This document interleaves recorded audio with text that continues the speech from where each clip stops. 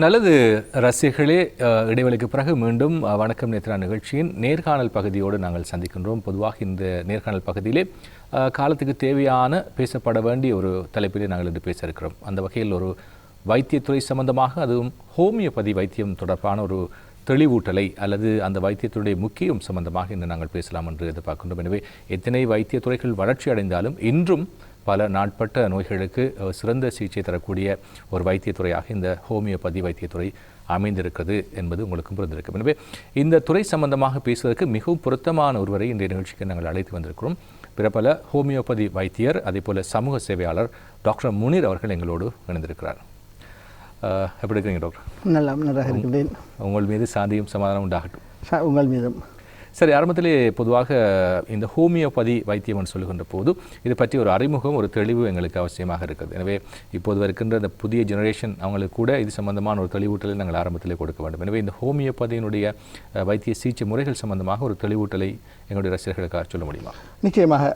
Homeopathy மருத்துவ முறையானது கிட்டத்தட்ட 250 ஆண்டுகளுக்கு முதல் ஜெர்மன் நாட்டைச் சேர்ந்த ஒரு மேற்கத்திய மருத்துவ நிபுணர் ஒருவரால் கண்டுபிடிக்கப்பட்டது. டாக்டர் சாமுவேல் ஹனிமன் என்கின்ற ஒருவரால் உலகிற்கு அறிமுகப்படுத்தப்பட்டது. இது அறிமுகப்படுத்தப்பட்ட வரலாறு கூட சற்று சுவையாக இருக்கும். ஏனெனில் அவர் மேற்கத்திய முறையில் பல பல பல எம்டி பட்டத்தை முடித்துவிட்டு அவர் தனது தொழிலை செய்து கொண்டிருக்கும் போது நாட்பட்ட வியாதிக்கு சரியான ஒரு தீர்வு கிடைக்காமல் இருக்கும்போது இவரது ஆராய்ச்சியின் மூலமாக எங்களுக்கு கண்டுபிடித்து கொடுக்கப்பட்டது இந்த ஹோமியோபதி. ஹோமியோபதியை பொறுத்தவரையில் ஹோமியோபதி ஒரு ஒரு ஃபிலோசபி ஒன்றின் மூலமாக எங்களுக்கு அறிமுகப்படுத்தப்படுகின்றது. Let's like be treated by like. அதாவது எந்த காரணி அல்லது எந்த பொருள் நோயை ஏற்படுத்துகிறதோ அதே காரணியை கொண்டு அந்த நோயை அல்லது அறிகுறிகளை குணப்படுத்தக்கூடியதாக இருக்கும். இதை சற்று இலகு உதாரணம் மூலமாக விளங்கப்படுத்த வேண்டுமாக இருந்தால், வெங்காயம் அல்லியம் சீப்பா என்கின்ற அந்த வெங்காயத்தை எடுத்துக்கொண்டால், வெங்காயத்தோடு உரிக்கும் போது அவரது உடலில் சில மாற்றங்கள் ஏற்படும். இவ்வாறான மாற்றங்கள் என்று கூற முடியுமா? கண்ணிலிருந்து தண்ணி வரும், நாசி அழற்சி, தும்மல் சில வேளைகள் வரும். இவ்வாறான இந்த அறிகுறிகள் எந்த நோய்களில் காணப்படுகின்றது என்பதை பற்றி நாங்கள் சற்று தேடி பார்த்தோமானால், தடுமன் அல்லது கோல்ட் அண்ட் ஃப்ளூ போன்ற வியாதியின் இருக்கும்போது இந்த அறிகுறிகள் காணப்படும். இந்த அறிகுறி உள்ள ஒருவருக்கு அல்லியம் சீப்பா என்கின்ற அந்த மருந்தினை சரியான பொட்டன்சி என்று சொல்கிறோம், சரியாக ஐதாக்கப்பட்ட ஒரு அளவில் அதை கொடுக்கும்போது அவருக்குரிய அந்த நோய்கள் அல்லது நோய் காரணிகள் குணமாகக்கூடிய வாய்ப்புகள் காணப்படுகின்றது. இதுபோன்றே சகல நோய்களுக்கும் இயற்கை முறையை கொண்டு இறைவனால் அருளப்பட்ட அந்த வழிமுறைகளை கொண்டு கொடுக்கப்படுகின்ற ஒரு தீர்வே ஹோமியோபதி மருத்துவ முறையாகும். மரபு ரீதியான மருத்துவ துறைகள் என்று பார்க்கின்ற போது உங்களுக்கு தெரியும், ஆயுர்வேத மருத்துவத்துறையாக இருக்கலாம், அதே போல் சித்த வைத்தியத்துறையாக இருக்கலாம். இவ்வாறு இருக்கின்ற போது அதிலிருந்து இந்த ஹோமியோபதி வைத்தியத்துறை எவ்வாறு வேறுபடுகிறது? சித்த ஆயுர்வேதம் போன்ற மருத்துவத்துறைகளை நீங்கள் எடுத்தீர்களானால் அதிகமாக தாவரங்கள் அல்லது மூலிகைகளை மட்டுமே கொண்டு தயாரிக்கப்பட்ட மருந்து பொருட்களை நாங்கள் வழங்குவோம். ஆனால் ஹோமியோபதியை பொறுத்தவரையில் ஹோமியோபதி அவ்வாறு கிடையாது. ஹோமியோபதியின் மருத்துவ பொருட்கள் கிட்டத்தட்ட உலகில் உள்ள சகல பொருட்களில் இருந்தும் மருந்துகள் எடுக்கப்படுகின்றன. தாவரங்களாக இருக்கட்டும், விலங்குகளாக இருக்கட்டும், மனித உடலாக இருக்கட்டும், அல்லது மனித உடலில் உள்ள கழிவுப் பொருட்களாக இருக்கட்டும், அந்த கழிவுப் பொருட்களில் இருந்து கூட ஹோமியோபதி மருந்துகள் தயாரிக்கப்படுகின்றன. அதுபோன்று சந்திர ஒளி அந்த ரேஸை கொண்டு, அந்த கதிர்களை கொண்டு மருந்துகள் தயாரிக்கப்படுகின்றன. எக்ஸ்ரே கதிர்களை கொண்டு மருந்துகள் தயாரிக்கப்படுகின்றன. அது மட்டுமல்லாமல் கெமிக்கல்ஸை கொண்டு கூட மருந்துகள் தயாரிக்கப்படுகின்றன. இந்த மருந்துகள் ஆயுர்வேதம் அல்லது சித்தா என்ற அந்த மருத்துவத்துறைகளோடு ஒப்பிடும்போது அந்த தாவரங்களுக்குள் மட்டும் அடங்கிவிடாது, பல்வேறு இடங்களிலிருந்து மருந்துகளை எடுக்கக்கூடிய ஒரு வாய்ப்புகள் அங்கே காணப்படுகின்றன. அது மட்டுமல்லாமல் இந்த மருந்துகள் தயாரிக்கும், நான் ஏற்கனவே கூறியது போல், இந்த மருந்துகள் தயாரிக்கும் அந்த முறையானது மிகவும் வித்தியாசமான ஒரு முறையாக இருக்கும். டைலூஷன்ஸ், அதாவது பொட்டன்டைசேஷன் சொல்லுவோம், ஐதாக்கப்படும் ஒரு முறை மூலம் தயாரிக்கப்படுவதால் அதற்குரிய, நான் ஏற்கனவே கூறியது போல, இந்த அணு கொள்கை என்று நாங்கள் கூறுகிறோம். அந்த அணுக்களை உடைக்கும் போது அதனுடைய தாக்குதிறன் கூடும் என்று நாங்கள் படித்திருப்போம், விஞ்ஞானத்தில் படித்திருப்போம். ஸோ அந்த கொள்கைக்கு அமைய மருந்துகள் தயாரிக்கப்படுகின்றன. இந்த கொள்கைக்கு அமைய மருந்துகள் வேறு எந்த முறைகளிலும் மருத்துவ முறைகளிலும் தயாரிக்கப்படுவது கிடையாது. சரி டாக்டர், இப்போ நான் கேட்குறேன், இப்போ ஒரு நோய் இருக்கிறது, இந்த நோய்க்கு இவர் ஆயுர்வேத வைத்திய சிகிச்சையை எடுக்கின்றார். அவ்வாறு எடுக்கின்ற போது அதோடு சேர்த்து இந்த ஹோமியோபதிய வைத்திய முறையையும் அவர் நடைமுறைப்படுத்தலாமா, அல்லது அதை தவிர்த்து கொண்டு முழுமையாக ஹோமியோபதி வைத்திய முறை மற்றும் பின்பற்ற வேண்டுமா? ஆம், இந்த உலகில் காணப்படுகின்ற மருத்துவ முறைகளில் முதலிடத்தில் இருக்கின்றது வெஸ்டர்ன் மெடிசின், மேற்கத்திய மருத்துவ முறை. ஹோமியோபதி மருத்துவ முறையானது மேற்கத்திய மருத்துவ முறைகளுடன் சேர்ந்து பயணிக்கக்கூடிய ஒன்றாக காணப்படுகின்றது. ஆனால் ஆயுர்வேதமும் சித்தா மருத்துவம் பாவிக்கின்ற ஒருவருக்கு ஹோமியோபதி மருந்தை கொடுக்கும்போது 2 மருந்துகளும் வேலை செய்யாமல் விடக்கூடிய வாய்ப்புகள் அதிகமாக காணப்படுகின்றன. ஆக அந்த ஆன்டிடோட் என்கின்ற அந்த தன்மை அங்கு அதிகமாக காணப்படுகின்றதெனில் அங்கும் அதிகமாக தாவரங்கள் பயன்படுத்தப்படும், இங்கும் சில மருந்துகளில் தாவரங்கள் அதிகமாக பயன்படுத்தப்படுகின்றன. ஸோ 2 மருந்துகள் ஒரே வகையான மருந்துகள் பாவனைக்கு உட்படுத்தப்படும் போது ஆன்டிடோட்டாக 2மே வேலை செய்யாமல் போய்விடும். மேலத்திய மருத்துவத்தோடு சேர்ந்து மேலத்துவ மருத்துவ முறையுடன் கட்டாயம் எங்களிடம் அதிகமாக வருகின்றவர்கள் நாட்பட்ட நோய்களை கொண்டவர்களாக இருப்பார்கள். நாட்பட்ட நோய்களை கொண்டவர்கள் மிச்சம் அதிகங்காலம் மேற்கத்திய மருத்துவ முறைகளை பயன்படுத்தி அதன் மருந்துகளை பாவிப்பவர்களாக இருப்பார்கள். அவர்களது மருந்துகளை உடனடியாக நிறுத்திவிட்டு ஹோமியோபதியை பாவிப்பது என்பது சற்று பாரதூரமான சில விளைவுகளை அவர்களுக்கு ஏற்படுத்தக்கூடியதாக இருக்கும். ஆகவே ஹோமியோபதி மருந்துகளை அந்த மேற்கத்திய மருந்துகளுடன் பாவனைக்கு உட்படுத்தப்பட்டு சற்று குறைந்து மேற்கத்திய மருந்தின் அளவுகளை குறைத்து வந்து ஹோமியோபதி மருந்தினை தொடர்ச்சியாக பாவிக்க முடியும். அதே போல் இப்போது உலக நாடுகளை பொறுத்த மட்டிலே இந்த ஹோமியோபதி வைத்தியத்துறையினுடைய பயன்பாடு எப்படி இருக்கிறது? உலக நாடுகளை பொறுத்தவரையில் இன்று மேற்கத்திய நாடுகள் உலக விசேடமாக UK பிரிட்டனை பொறுத்தவரையில் பிரிட்டனில் அங்கு ஹோமியோபதிக்கு என்று பல கல்லூரிகள் காணப்படுகின்றன. நாம் A-level இங்கு இலங்கையில் இருக்கின்ற A-level முடித்துவிட்டு அதற்குரிய மருத்துவத்தை அங்கு தொடரலாம். ஆனால் சற்று விலை அதிகமாக இருக்கும். இந்த மருத்துவ முறை கண்டுபிடிக்கப்பட்ட ஜெர்மனி நாட்டை பொறுத்தவரையில் ஜெர்மனி நாட்டில் ஒரு A-level படித்த ஒருவரால் ஹோமியோபதி படிக்க முடியாது. அங்கு அவர் ஹோமியோபதியை படிப்பதாக இருந்தால் அவர் ஆக குறைந்தது MBBS பட்டம் முடித்திருக்க வேண்டும். ஏனால் அங்குள்ள ஹோமியோபதி துறையில் பட்டம் முடித்து மேற்கத்திய வைத்தியத்துறையில் MBBS முடித்திருக்க வேண்டும். ஏனால் அங்கு அந்த ஹோமியோபதி என்பது கம்ப்ளிமெண்டரி மெடிசினாகவே பாவிக்கப்படுகின்றது. மேற்கத்திய வைத்திய முறை தெரிந்த ஒருவரே அந்த ஹோமியோபதியை பயன்படுத்தக்கூடியதாக இதுவாக இருக்கும். ஆகவே அங்கு அடிப்படை தகமையாக MBBS காணப்படுகின்றது. ஏனைய நாடுகளை பொறுத்தவரையில் இப்பொழுது பாகிஸ்தான், இந்தியா போன்ற நாடுகளில் மிக முன்னணியில் ஹோமியோபதி இருந்து கொண்டிருக்கின்றது. நீங்கள் இந்தியாவில் கேரள மாநிலத்தில் பார்த்தீர்களானால் அங்குள்ள மேற்கத்திய அந்த அரச மருத்துவசாலையில் ஹோமியோபதி என்பது மேற்கத்திய மருத்துவ முறையுடன் சார்ந்து அங்கும் ஒரு பிரிவு அங்கு உருவாக்கப்பட்டு நிறைய இடங்களில் அவ்வாறு நடைமுறைப்படுத்தப்பட்டிருக்கின்றது. பாகிஸ்தானிலும் அதே போன்று நிறைய மருத்துவ சாலைகள் இருக்கின்றது. இலங்கையை பொறுத்த மட்டிலே இந்த ஹோமியோபதி மருத்துவத்தினுடைய நிலை எவ்வாறு இருக்கு? இலங்கையை பொறுத்தவரையில் இலங்கையில் ஹோமியோபதி நீங்கள் சொன்னால் நம்ப மாட்டீர்கள், இந்தியா, பாகிஸ்தான் போன்ற நாடுகளுக்கு வருவதற்கு முன்னாலேயே ஹோமியோபதி இலங்கைக்கு வந்துவிட்டது. ஆனால் துரதிர்ஷ்டவசமாக எங்களுக்கு சரியான அந்த பக்க சப்போர்ட் கிடைக்காதனால் அந்த ஹோமியோபதி வளர்ச்சி சற்று குன்றி காணப்படுகின்றது. இலங்கையை பொறுத்தவரையில் இப்பொழுது ஹோமியோபதி முதலில் ஆரம்பத்தில் நீங்கள் கற்க வேண்டியவராக இருந்தால் A-level முடித்துவிட்டு உங்களுக்கு சரியான அந்த புள்ளிகள் இருக்கும் இடத்து இலங்கை அரசினால் தற்பொழுது 10 மாணவர்களுக்கு ஒவ்வொரு வருடமும் இந்தியாவில் சென்று கல்வி கற்பதற்கான புலமை பரிசில் வழங்கப்படுகின்றது. ஸோ நீங்கள் அங்கு சென்று படிக்கலாம். உங்களிடம் வசதி இருந்தால் நீங்கள் பாகிஸ்தான் அல்லது இந்தியா போன்ற நாடுகளில் உங்களது சொந்த பணத்தின் மூலமும் படிக்கலாம். இல்லை பிரிட்டன் போன்ற நாடுகளுக்கு சென்று அங்கு உங்கள் கல்வியை தொடரலாம். இலங்கையை பொறுத்தவரையில் தற்பொழுது வரைக்கும் எந்த ஹோமியோபதி மருத்துவ கல்லூரிகளும் காணப்படவில்லை. அதற்குரிய முயற்சிகளை எதிர்வரும் காலங்களில் எடுப்பார்கள் என்று நம்புகிறோம். அதுக்கான ஆலோசனைகள், கருத்துக்களை நீங்கள் கொடுத்துருக்கீங்க? நிச்சயமாக. நான் கடந்த இலங்கையில் ஹோமியோபதி மருத்துவமானது ஹோமியோபதி மருத்துவ கவுன்சிலினால் கட்டுப்படுத்தப்படுகின்றது. நான் கடந்த காலங்களில் பதிவு செய்ய வேண்டும். அங்கே பதிவு மட்டுமல்ல, இங்குள்ள ஹோமியோபதி மருத்துவ சாலைகள், மருத்துவமனைகள் எல்லாமே அந்த கவுன்சிலின் கீழேயே இயங்கிக் கொண்டிருக்கின்றது.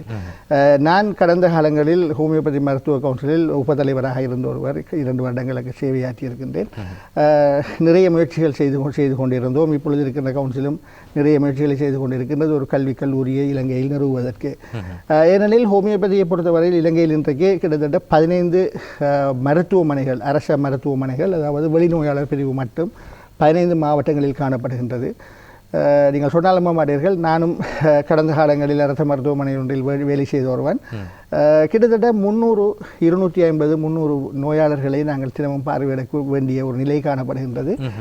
நான் மட்டக்களப்பு வைத்தியசாலையில் வேலை செய்யும் போது கிட்டத்தட்ட 75-80-100 நோயாளர்களை தினமும் பார்வையிடுவேன். தனிய ஒரு வைத்தியரால் ஆக குறைந்தது 30-40 நோயாளர்களை பார்வையிட முடியும். ஆனால் துரதிர்ஷ்டவசமாக எங்களுக்கு 100 நோயாளர்களை பார்வையிட வேண்டிய ஒரு கட்டாயம் இருக்கின்றது. வைத்தியர் அடிப்படையில் நீங்கள் அதை சந்தோஷமாக செய்து. ஆனால் பொதுவாக இந்த சித்தமாக இருக்கலாம் அல்லது ஆயுர்வேதமாக இருக்கலாம், அதுக்கான பட்டத்துறைகள் அல்லது பட்ட பின்படிப்புகள் இலங்கையில் காணப்படுகிறது இல்லையா?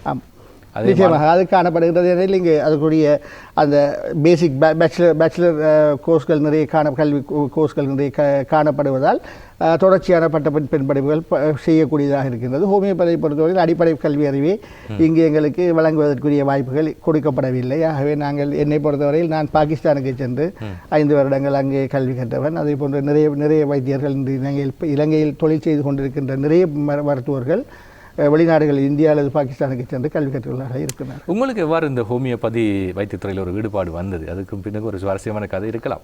நிச்சயமாக. என்னை பொறுத்தவரையில் நான் ஹோமியோபதியில் எந்த ஈடுபாடும் கொண்டவன் அல்ல. எனது தந்தை டாக்டர் அபூபக்கர், அவரும் ஒரு ஹோமியோபதி மருத்துவர். எங்களது கிழக்கு மாகாணங்களில் மட்டக்களப்பு கல்முனை பிரதேசங்களில் பேசப்பட்ட பிரபலியான ஒருவர். அவரது முயற்சியின் மூலமாக நான் ஹோமியோபதி அதாவது நான் அவரது மருத்துவ சாலையில் அவரது ஒரு சின்ன டிஸ்பென்சரி இருந்தது. மாலை வேளைகளில் நான் 6ஆம் வகுப்பு படிக்கும்போது மாலை வேளைகளில் அவரது மருந்து கலக்கும் அந்த பையனாக நான் தொழிற்பட்டு வந்தேன். ஆக நான் A-level படிக்கும்போது எனக்கு ஹோமியோபதி மருத்துவ அந்த மருந்துகளில் கிட்டத்தட்ட 80 விதமான மருந்துகளின் பெயர்களும் அது எதற்காக பாவிக்கப்படுகின்றது என்பது எனக்கு தெரியும். கிட்டத்தட்ட இரத்தத்தில் ஊறியதாக காணப்பட்டது. சந்தையின் சொந்த முயற்சி காரணமாக ஒரு பிரைவேட் ஸ்காலர்ஷிப் ஒன்று எனக்கு அவர் பெற்று தந்து பாகிஸ்தானுக்கு என்னை சொல்ல அனுமதித்தார். நான் விருப்பம் இல்லாமல் தான் சென்றேன். ஆனால் இந்த கல்வியை கற்கும்போது அந்த முறை அந்த இது அந்த மிச்சம் நன்றாக நிச்சயமாக வைத்தியராக வேண்டும் என்ற ஒரு கடப்பாடு இருந்தது. ஆனால் இங்கு சென்று கல்வி கற்பதற்கு எனக்கு அதுக்கு புள்ளிகள் போதவில்லை. பாகிஸ்தானுக்கு சென்று அதனை கற்று இலங்கைக்கு வந்து இலங்கையில் ரொம்ப கஷ்டப்பட்டோம். ஏன்னா ஹோமியோபதிக்குரிய எந்த சப்போர்ட்டும் அந்த டைமில் 2000 ஸ்ரீலங்காவில் இருக்கல. ஸோ ரொம்ப கஷ்டப்பட்டு நிறைய ப்ரைவேட் கிளினிக்ஸ் நிறைய நாங்கள் ஓப்பன் பண்ணி நிறைய இடங்களில் நான் ப்ராக்டிஸ் பண்ணி அதுக்கு பிறகு கவர்மெண்ட் எனக்கு ஆப்பர்ச்சுனிட்டி கவர்மெண்ட் ஹாஸ்பிட்டலில் ஒர்க் பண்ணோம். இப்போ நான் என்னோடய ப்ரைவேட் மெடிக்கல் கிளினிக் வந்து கிருளப்படையில் வச்சுருக்கிறேன். சரி, ஒரு சுவாரஸ்யமான ஒரு நிறைய சம்பவங்கள் அதுக்குள்ளே இருக்கிறது. எனவே இந்த ஹோமியோபதியை பொறுத்த மட்டிலே இப்போது இருக்கின்ற இந்த இளைஞர்கள் மத்தியிலே இது சம்பந்தமான தெளிவூட்டல்கள் எவ்வளவு தூரம் இருக்குது, இதை ஆர்வத்தோடு படிக்க வேண்டும், இந்த துறையை மேலும் கொண்டு செல்ல வேண்டும் என்ற ஒரு எதிர்பார்ப்பு இப்போது இருக்கின்ற அந்த யூத் இளைஞர்கள் மத்தியிலே இருக்கிறதா? நிச்சயமாக. நாங்கள் அண்மை காலமாக சில பாடசாலைகளுக்கு சென்று ஹோமியோபதி சம்பந்தமான அவேர்னஸ் ப்ரோக்ராம்ஸ் நிறைய செய்திருக்கிறோம். நான் மட்டக்களப்பில் வேலை செய்யும் போது மட்டக்களப்பில் உள்ள நிறைய பாடசாலைகளுக்கு சென்றோம். அது மட்டும் இல்லாமல் உங்களுக்கு தெரியுமா, இங்கே அரசால் வழங்கப்படுகின்ற அந்த 10 ஸ்காலர்ஷிப், இந்த 10 புலமை பரிசிலுக்கும் ஒவ்வொரு வருடமும் 7 அல்லது 6 மாணவர்களை செல்கின்றார்கள். ஏனைய 4 விரயமாக்கப்பட்டு கொண்டிருக்கின்றது. ஏனால் அதுக்குரிய சரியான அவேர்னஸ் இங்கு மக்களுக்கு வழங்கப்படவில்லை, மாணவர்களுக்கு தெரியாது. அதாவது பேஷன்ஸ் படித்து கொண்டிருக்கிற ஒரு மாணவருக்கு இப்படி ஒரு சிஸ்டம் இருக்கின்றது, இந்த சிஸ்டத்தின் மூலமாக நாம் அங்கே வெளிநாட்டுக்கு சென்று வந்து இங்கு வந்தால் எங்களுக்கு தொழில் இருக்கின்றது என்பது கூட நிறைய பேருக்கு தெரியாது. ஸோ இந்த வழிகாட்டலை இலங்கையில் உள்ள மருத்துவ கவுன்சிலும் உங்களை போன்ற ஊடகங்களும் நிச்சயமாக வழங்க வேண்டும். எங்களால் முடியுமானவற்றை நாங்கள் செய்து கொண்டிருக்கின்றோம். பல பாடசாலைகளுக்கு சென்று கிட்டத்தட்ட இலங்கையில் 15 நான் ஏற்கனவே கூறியிருந்தேன் மருத்துவ நிலையங்கள் காணப்படுகின்ற இந்த 15 மருத்துவ நிலையங்களிலும் 15 மருத்துவர் மட்டுமே வேலை செய்து கொண்டிருக்கின்றார்கள். எங்கள் அந்த வேலைப்பளவுக்கு மத்தியிலும் நாங்கள் ஒவ்வொருவரும் எங்களால் முடிந்த அளவு சில எங்களது ஏரியாக்களில் இருக்கின்ற பாடசாலைகளுக்கு சென்று அங்கே அவர்களுக்கு சரியான அவேர்னஸினை வழங்கி கொண்டு இருக்கின்றோம். முக்கியமான ஒன்று, இந்த மருந்தை பொறுத்தவரை இந்த மருந்து பாவனை என்பது மிக இலகுவான ஒன்று. இப்போ நீங்கள் சித்தாவோ இல்லை ஆயுர்வேத மருந்துகளோ எடுத்துக்கொண்டால் அவைகளை அரைக்க வேண்டும், இடிக்க வேண்டும், அல்லது தூளாக்க ப்ரிப்பேரேஷன் என்று ஒன்று காணப்படுகின்றது. ஹோமியோபதியை பொறுத்தவரை இந்த ப்ரிப்பேரேஷன் என்று ஒன்று இல்லை. அது ஃபார்மசியிலிருந்தே நாங்கள் இந்தியா பாகிஸ்தான் போன்ற நாடுகளில் தருவித்து அதை அப்படியே நோயாளர்களுக்கு கொடுக்கின்றோம். அதைவிட முக்கியமான ஒன்று, இந்த ஹோமியோபதி மருந்துகள் சிறுவர்களுக்கு மிகவும் விருப்பமான ஒன்றாக காணப்படுகின்றது. இவை இனிப்புத்தன்மை வாய்ந்தவை. ஹோமியோபதி மருந்துகள் எல்லாமே இனிப்புத்தன்மை வாய்ந்த ஒரு குளோபியூல்ஸ் எனப்படுகின்ற ஒரு ஊடகத்தில் அது அந்த டேப்லெட்ஸ் மாதிரி இருக்கும். அதில் தான் அந்த ட்ராப்ஸை போட்டு அந்த மருந்தை கொடுப்போம். அப்போ எனக்கிட்ட வர நிறைய பேஷண்ட்ஸில் பிரச்சனை என்னென்னா, பிள்ளைகளுக்கு மருந்து கொடுத்தா அந்த மருந்துகளை ஒழித்து வைக்க வேண்டியிருக்குமா. ஏன்னா பிள்ளைகள் களவில் எடுத்து சாப்பிட தொடங்கிடுறாங்க. ஆனால் அதுலேயும் என்ன இதில் ப்ளஸ் பாயிண்ட் இருந்தாலும் பக்க விளைவுகள் எதுவும் கிடையாது ஹோமியோபதியில். நீங்கள் அளவுக்கு அதிகமாக சாப்பிட்டாலும் எந்த பக்க விளைவுகளும் கிடையாது. இது ஹோமியோபதி. நாங்கள் அதை பற்றி பின்னர் பேசலாம். ஆக இதனால் இந்த ஹோமியோபதி மருந்து இலகுவாக பாவனைக்கு உட்படுத்தப்படக்கூடிய ஒன்று, விலை குறைந்தது. இலங்கையில் இப்பொழுது இந்த ஹோமியோபதி மருந்துகளை பொறுத்தவரையில் சற்று விலை அதிகமாக காணப்படுகின்றது. எங்களுக்கான சரியான ரெகுலேஷன்ஸ் இலங்கையில் காணப்படவில்லை. இங்கே ஒரு தொழிற்சாலையோ ஃபார்மசி ஒன்று உருவாக்கப்பட்டு விட்டால் அரசின் மூலமாக மருந்துகளை மிக குறைந்த விலையில் பெற்றுக்கொள்ளக்கூடியதாக இருக்கும். இலங்கையில் காணப்படுகின்ற மருத்துவத் துறைகளிலே குறைந்த ஒரு விலையில் பெற்றுக்கொள்ளக்கூடிய ஒரு மருத்துவ முறையாக ஹோமியோபதி விளங்கும். சார், இப்போ நீங்கள் சொல்கிற விஷயத்தை பார்க்குற நேரம் இந்த ஹோமியோபதி என்பது இந்த குளிசைகள் இந்த இதழ் மூலமாகத்தான் செய்யப்படுமா அல்லது வேறு சிகிச்சை முறைகளும் இதற்காக பயன்படுத்தப்படுகிறதா? இல்லை, ஹோமியோபதியை பொறுத்தவரையில் ஹோமியோபதியில் எல்லாமே மருந்துகள் தான். எல்லாமே மருந்துகள். சிகிச்சை முறைகளை பொறுத்தவரையில், சர்ஜரியை பொறுத்தவரையில், சர்ஜரி தேவைப்பட்ட ஒரு நோயாளருக்கு அவரை சர்ஜரிக்கு அனுப்பியாக வேண்டும். இது நான் கட்டாயம் கூறியாக வேண்டும். நிறைய ஹோமியோபதி வைத்தியர்கள் விடுகின்ற பிழை என்னவென்றால், ஒருவருடைய ஹார்ட் 90% பிளாக்காக இருக்கும்போது அவரை எடுத்து அவரை அழைத்து வந்து இல்லை ஹோமியோபதி மூலம் நாங்கள் அதை செய்து சுகமாக்கி விடலாம் என்று நடைமுறை சாத்தியம் கிடையாது. ஹார்ட் ப்ராப்ளம் ஒன்று இருந்தால் 90% இருக்குமெண்டா சர்ஜரிக்கு தான் அனுப்புவோம். ஸோ சர்ஜரி செய்ய வேண்டிய நோயாளர்களுக்குரிய விஷயத்தை சர்ஜன்ஸ் தான் பார்க்கணும். இங்கே இலங்கையில் இப்போ என்ன நடந்துட்டு இருக்குன்னா, இந்த அவேர்னஸ் டாக்டர்ஸ்ட மத்தியிலையும் இல்லை. எல்லாத்தையும் எங்களால் கியூர் பண்ணிடலாம்.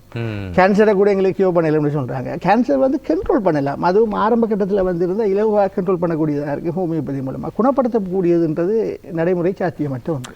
பொதுவாக சில இந்த தெரப்பி முறைகள் இருக்குது தானே, இப்போ கப்பிங் தெரப்பியாக இருக்கலாம் அல்லது அட்டைகளை பயன்படுத்தி செய்கிற ட்ரீட்மெண்ட்டாக இருக்கலாம். வேறு அந்த அக்யூபஞ்சர் முறைகள் மூலம் இலகுவான மின்னியல் அழுத்தங்களை கொடுக்கின்ற அப்படியான முறைகள் எல்லாம் இருக்கிறது. இது போன்ற முறைகள் எதுவும் ஹோமியோபதிக்குள் இருக்கிறதா? இல்லை, ஹோமியோபதி என்கின்ற ஒன்று ஒரு சில தத்துவ அடிப்படைகளை கொண்டு உருவாக்கப்பட்ட ஒன்று. இவ்வளவுதான் ஹோமியோபதி. இதில் புதிய மருந்துகளை அறிமுகப்படுத்தலாமே அன்றி புதிய மருத்துவ முறைகளை அறிமுகப்படுத்த முடியாது. ஆனால் கப்பிங் தெரப்பியாக இருக்கட்டும் அல்லது ஃபிசியோதெரப்பியாக இருக்கட்டும் அல்லது electro magnetic therapy, touching therapy, இப்படி இருக்கின்ற தெரப்பிகளோடு ஹோமியோபதியை சேர்த்து செய்யக்கூடிய ஒரு வாய்ப்பு காணப்படுகின்றது. அதை செய்யலாம். இப்பொழுது சீனா, இந்தியா, பாகிஸ்தான் போன்ற நாடுகளில் ஹோமியோ பங்க்சர் ஒன்றை கண்டுபிடித்திருக்கிறார்கள். அதாவது அக்யூபஞ்சர் என்ற அந்த சிஸ்டத்தில் ஹோமியோபதி மருந்தினை தொட்டு அந்த ஊசியில் தொட்டு அதன் மூலமாக சிகிச்சை வழங்குகிறார்கள். அது கூட சில நோய்களுக்கு தீர்வாக அமைகின்றது. ஆனால் இது எல்லாமே ஒரு குறிப்பிட்ட ஒவ்வொன்றையும் அந்த நோயாளரின் தன்மையை பொறுத்து காணப்படுமே தவிர இது எல்லாத்தையும் ஒன்றாக சேர்த்து எல்லா நோயாளர்களையும் கொடுக்க முடியாது. சார், நீங்கள் சொன்னீங்க ஒரு நாளைக்கு நாங்கள் 100க்கும் மேற்பட்ட நோயாளிகளை சந்திக்கிறோம். எப்படிப்பட்ட நோயாளிகள் அதிகம் உங்களை சந்திக்கிறோம்? ஹோமியோபதியை பொறுத்தவரையில் மிக துரதிர்ஷ்டவசமான ஒன்று என்னவென்றால், எங்களிடம் வருபவர்கள் எல்லாமே சகல துறைகளிடம் சகல வைத்தியர்களிடம் சென்று களைத்து விட்டு கடைசியாக இப்படி ஒரு சிஸ்டம் இருக்கா போய் பார்ப்போம் என்ன நடக்குதுன்னு சொல்லி என்று வருபவர்கள் தான் அதிகம். அதாவது நாட்பட்ட வியாதியுடையவர்கள் மிக அதிகமாக வருகின்றார்கள். நாட்பட்ட வியாதியுடையவர்களை பொறுத்தவரையில் எங்களுக்கு டயபெட்டிக், கொலஸ்ட்ரால், ப்ரெஷர் போன்ற வியாதிகள் மிக இலகுவாக கட்டுப்படுத்தப்படக்கூடிய ஒன்றாக காணப்படுகின்றது. ஆனால் சரியான டயட் சிஸ்டமும் அவருக்கு சேர்ந்து கொடுக்கப்படுமாக இருந்தால். ஆனால் எங்களிடம் வருபவர்கள் எப்படியானவர்களாக இருக்கிறார்கள் என்றால், அதிகமானவர்கள் அவர்கள் மேற்கத்திய முறைக்கு சென்றார்கள். யுனானி, ஆயுர்வேதம் அங்கே இங்கெல்லாம் சென்றுவிட்டு எங்களிடம் வந்தால் அடுத்த மாதத்தில் அவர்களுக்கு ரிசல்ட்ஸ் கிடைக்க வேண்டும். ஹோமியோபதி அப்படிப்பட்ட ஒன்று அல்ல.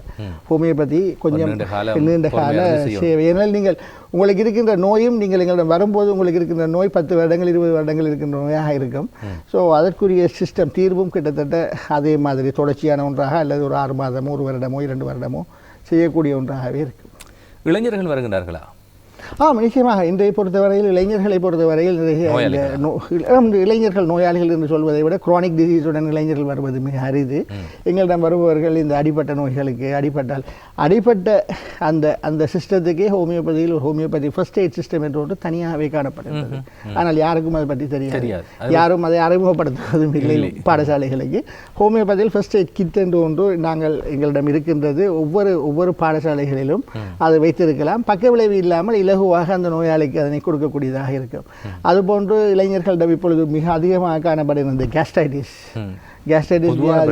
பொதுவான பிரச்சனை. எங்களை சாப்பாடு முறை அப்படியான ஒரு உணவு முறையாக காணப்படுகின்றது. அது மூலமாக நிறைய பிள்ளைகளுக்கு, நிறைய இளம் சிறுவர்களுக்கும் இளைஞர்களுக்கும் அதிகமாக காணப்படுகின்ற ஒரு வியாதியாக இந்த கேஸ்ட்ரைட்டிஸ் இருக்கின்றது. கேஸ்ட்ரைட்டிஸை பொறுத்தவரையில் எங்களிடம் நிறைய நோயாளர்கள் வருகின்றார்கள். அவர்களுக்கு ஒரு சிறந்த தீர்வினையும் நாங்கள் வழங்கி கொண்டிருக்கின்றோம். பெண்களை பொறுத்த மட்டில் என்ன வகையான?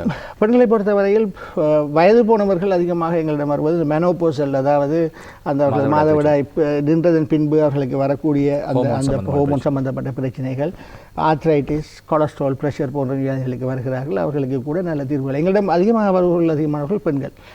அந்த பெண்களுக்குரிய அந்த அந்த அந்த அந்த நோய்களுக்கு நிரந்தரமான தீர்வு எங்கேயும் கிடையாது. பக்க விளைவற்ற தீர்வும் கிடையாது.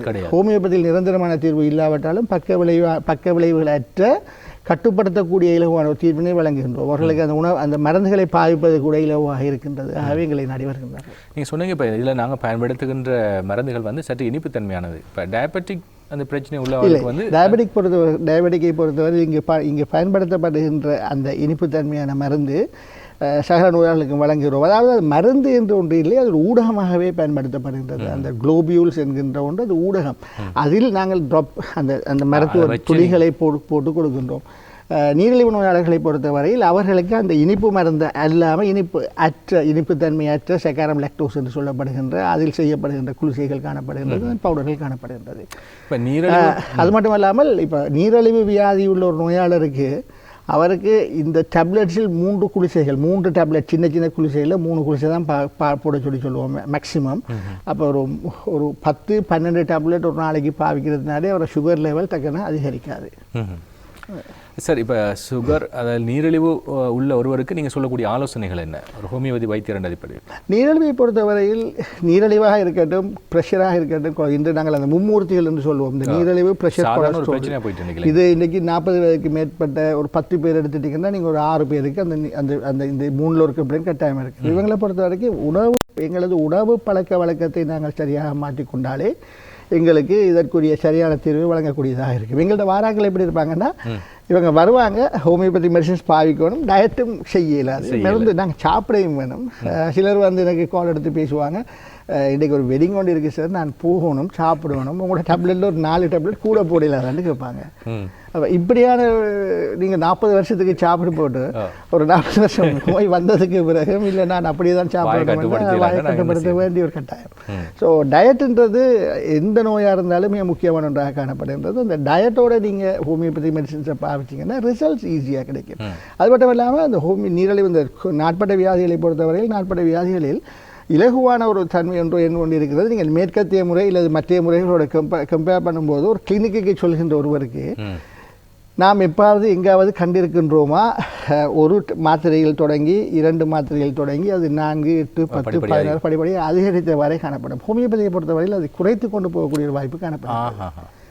நீங்கள் முதலில் ஒரு 4 பேக்கெட் மருந்துகளை பாவித்த ஒருவருக்கு ஒரு 6 மாதம் அல்லது ஒரு வருடத்துக்கு பிறகு அவர் பூரண கட்டுப்பாட்டில் இருப்பார். அவருக்கு ஒரு லிக்விட் ட்ராப்ஸ் மட்டுமே அவருக்கு கொடுத்தால் போதுமானது. காலையில் 5 ட்ராப்ஸ், பகலையில் 5 ட்ராப்ஸ், இரவில் 5 ட்ராப்ஸ். ஸோ இதன் மூலமாக தொடர்ச்சியாக அவரது டயட்டின் மூலமாகவும் இந்த மருந்தின் மூலமாக தொடர்ச்சியான கட்டுப்பாடில் வைத்துக் கொள்ளக்கூடிய இலகுத்தன்மை காணப்படுகின்றது. உணவு கட்டுப்பாடுகள் என்று சொல்கிற நேரம் எவ்வாறாக உணவுகளை நாங்கள் கூடுதலாக எடுக்கணும்? ஒவ்வொரு நோயை பொறுத்தவரையும் ஒவ்வொரு வகையான உணவு கட்டுப்பாடுகள் காணப்படுகின்றது. ஆனால் பொதுவாக இந்த கார்போஹைட்ரேட் என்கின்ற ஒன்று தான் இன்று நமது இந்த மும்மூர்த்திகளுக்கு மிக முக்கியமான ஒன்றாக காணப்படுகிறது. கார்போஹைட்ரேட்டை எந்த அளவுக்கு நாங்கள் குறைக்கின்றோமோ அந்த அளவுக்கு எங்களுக்கு அந்த நோயை கட்டுப்படுத்துவது இலகுவாக காணப்படும். இதை பொறுத்தவரையில் நான் இலகுவாக என்னிடம் வருகின்ற நோயாளர்களுக்கு யாருக்கும் இந்த 3 வேளை சாப்பிடுமாறு கூறுவது கிடையாது. பசிக்கும் போது மட்டும் ஒரு சிறிய போர்ஷனை சாப்பிட்டுக் கொள்ளுங்கள். அதுவும் கார்போஹைட்ரேட் குறைந்த உணவுகளை சாப்பிட்டுக் கொள்ளுங்கள். உங்களுக்கு இலகுவான தீர்வு கிடைக்கக்கூடியதாக இருக்கும். நீர் அருந்தது முக்கியத்துவம். நீர் அருந்துதல் மிக முக்கியமான ஒன்று. ஒருவர் 3 தொடக்கம் 4 லிட்டர் நீர் கட்டாயம் அருந்த வேண்டும். ஒரு சுகதேகி. எங்களை பொறுத்தவரையில் எங்களிடம் வருகின்ற நிறைய நோயாளர்களுடைய நிலைமை, அவர்கள் தண்ணி குடிக்கிறதுக்கு கூட டைம் இருக்காது என்பார்கள் சிலர். எங்களுக்கு நேரம் கிடைக்கிறது இல்லை, ஒரு கிளாஸ் இல்லாட்டி 2 கிளாஸ் தான் குடிக்கிறேன்பாங்க.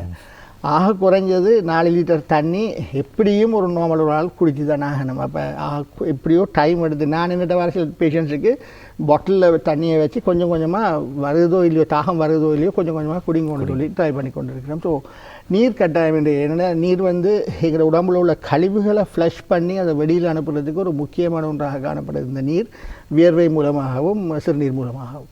ஸோ நீர் அதிகமாக அருந்தும்போது உடலில் உள்ள கழிவுகள் இலகுவாக வெளியேறக்கூடிய வாய்ப்புகள் காணப்படுகின்றன. ஸோ இந்த வாய்ப்புகளை நாங்கள் இல்லாமலாக்கி கொண்டிருக்கின்றோம்.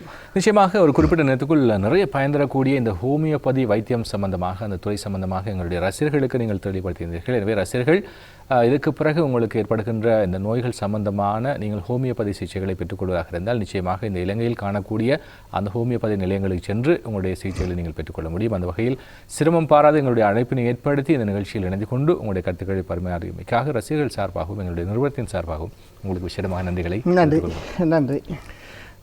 இதுவரை டாக்டர் முனீர் அவர்கள் ஹோமியோபதி வைத்திய சமூக சேவையாளர் எங்களோடு இணைந்திருந்தார். அந்த வகையில் அவருக்கு எங்களுடைய நன்றிகளை தெரிவித்துக் கொண்டு விடைபெறுகின்றோம். அடுத்து ஒரு நேர்காணல் பகுதி உங்களுக்காக